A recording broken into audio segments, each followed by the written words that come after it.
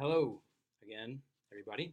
This is David Panush of the Edmund Burke School, and this is a video lecture for Chapter 7 in Stumbling on Happiness by Dan Gilbert.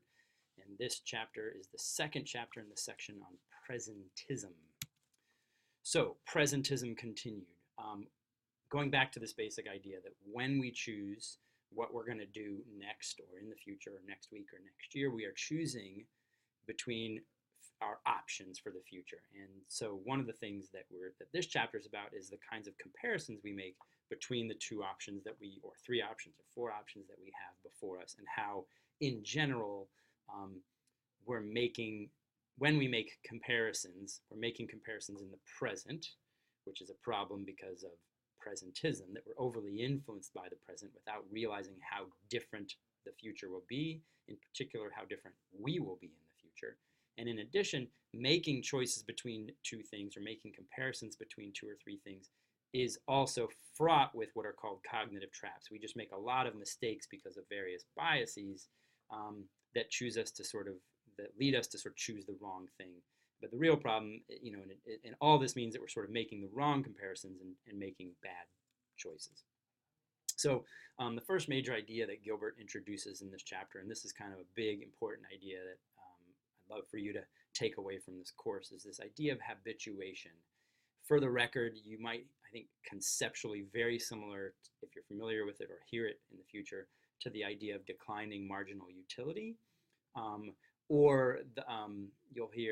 might hear something called hedonic adaptation, which basically just means you adapt to something that you feel.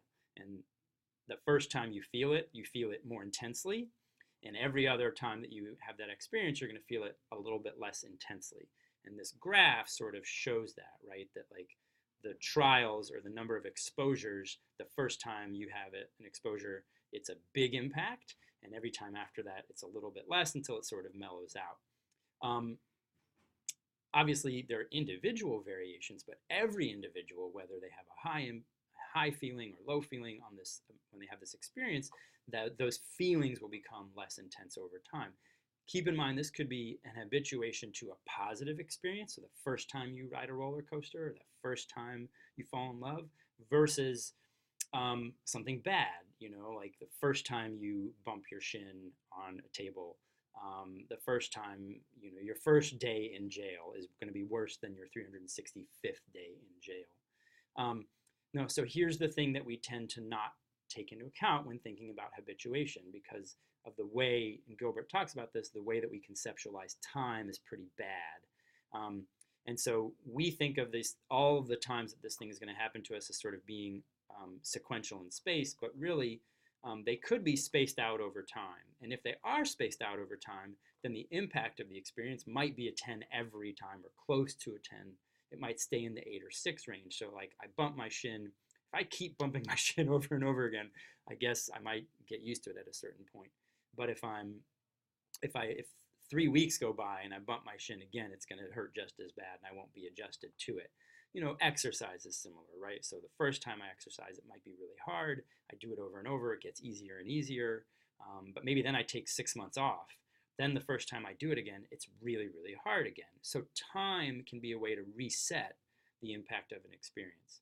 The other way to reset or hold off this adaptation and degradation of the impact is variety. So if I have the same thing for breakfast every single day, eventually it moderates out. But if I have something I really like, and then I have something different the next day and something different the next day, and I kind of rotate or just have a variety of things, then the contrast between one and the other will keep each experience a little higher. So the trouble with habituation, again, is that we're not aware of it. It's a present thing that we think is going to last forever, but it doesn't. It can lead us to make some bad choices. Next, Gilbert takes on this idea that the real issue with the present is that it is an anchor on all of our imaginings of the future. So even when we're thinking about our options for the future, option A and option B, each option is going to be really overly influenced by the way we feel and think and experience the world right now. And he gives you some experimental data to show this general principle of the anchoring effect, which is wherever we start, we just don't move very far from it. And so again, if we're trying to think about the future, the problem is we think the future is going to be much more like the present than it really is, the present being an anchor. But in fact, studies show over and over again that the future is far different, and we are far different than we could have predicted because we were stuck thinking about the present. So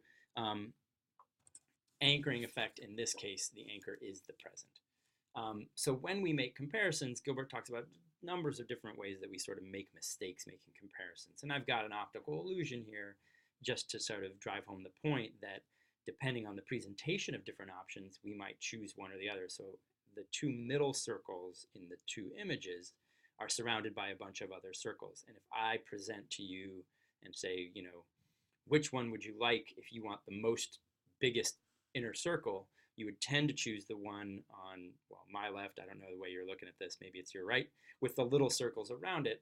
But it turns out it's just an optical illusion. The two middle circles are actually just exactly the same. And we could even mess with this a little bit and make the the circle surrounded by little circles even a little smaller than the one surrounded by big circles, and we still wouldn't be able to see it because we're very easily swayed by these sorts of illusions. Similarly, when we make any sorts of comparisons, we're swayed by what it is we're comparing to, and we make the comparison right now, and we should be making the comparison in the future, but we don't, and we can't. So just for instance, right, like anything that's relative, we make comparisons, and that isn't always a good way to make a choice. We're comparing it to something, but we might be comparing it to the wrong thing, or the comparison, depending on how the comparisons are laid out, might lead us to pay attention to a factor that really isn't the right factor, an important factor in a decision, but it's an easy one for us to pay attention to, so we pay attention to it. So those sorts of things are the traps that we fall into when we make comparisons, especially in the present, and then we end up sort of choosing the wrong thing based on the comparisons that we make. So ultimately, we sort of get back to this idea that in the present, we're stuck making choice between different things that we're trying to imagine in the future. The present is an anchor on our imagining in the future. We make comparisons poorly between the two things when we should be making the comparison in the future, but we're really making the comparison now. In addition, we don't take into account habituation or the fact that time and space and variety can affect it, all of which leads us to make various mistakes when we're choosing between options for the future. And I think that just about covers it. All right, see me if you have questions.